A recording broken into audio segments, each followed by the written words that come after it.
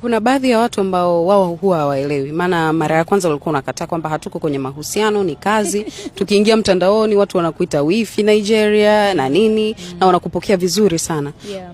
Mahusiano yako wewe na Eni ni kazi au ni wapenzi? Tutegemee sherehe tena kutoka Nigeria. He's my boyfriend. Angalia cameras uambie. Yeah, he's my organ now. So for how long? For how long? For a while. For a while? Okay, Yeah, Sarafina, for a while. Before Sarafina, kabla hujaendelea, mlianza kwenye kazi. Yeah. At the end of the day mmeingia kwenye mahusiano. Yeah. Dalili zilianzaje? Nani alianza kumapproach mwenzake na the first day ambao pia dating ilianza? Hem, tuelezee kwa test kama unavyojua nataka kufahamu. Si wanasheseka. Na so tulivyokutana ile mara kwanza kwa ajili ya kazi, tukaanza, nafikiri hatukuweza kushoot the same day, hatukuweza yani kurecord the same day kwa sababu ya logistics na nini, lakini studio ililetwa pale nyumbani kwenye apartment kwa ajili ya kufanya hiyo kazi, lakini logistics zikawa sawa, kwa hiyo tukaishia kupiga story tu sana Kujuana sasa.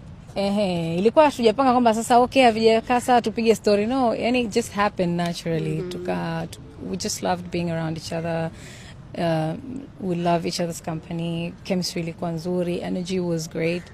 Kwa hiyo then we started to speak, getting to know each other, na tuliongea sana mpaka saa 8 za usiku. Nilirudi nyumbani saa 9.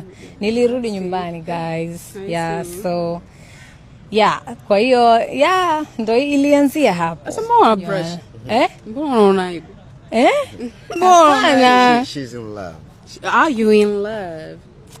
Jamani, nachoka. Fina, wakati unakataa mtandaoni kwamba hamko kwenye mahusiano, mlikuwa tayari kwenye mahusiano? Mwanzoni unajua mimi sipendi kufanya confirm kitu ambacho bado hakijawa, yani hauna uhakika nacho bado. Mwanzoni si unajua kitu lazima kipitie ka process fulani. Kwa hiyo wakati tunaendelea kujuana, tunaongea talking stage na nini vitu kama hivyo, lazima stages ziwepo. Kwa hiyo kipindi hicho ilikuwa ni hizo stages. Sasa siwezi kusema hey imekuwa hivi, bado ni ka process kidogo. Kwa hiyo ka process kalifikia sehemu fulani. Mama Eni umekutana naye? Hapana, sijaona. Nani wa kwao umekutana naye? Tofauti na Prissy ambaye ni rafiki. Cousin wake. Nafikiri cousin wake, kwa sababu mara nyingi unakuta nikienda nakuwa very busy. Tunakuwa very busy doing stuff. Ukifika Nigeria unafikia kwake? Unafikia kwa Eni ukienda Nigeria? Sasa jamani, si ni second home ama sio? Yep. Lakini yeye akija huku si huwa anachukua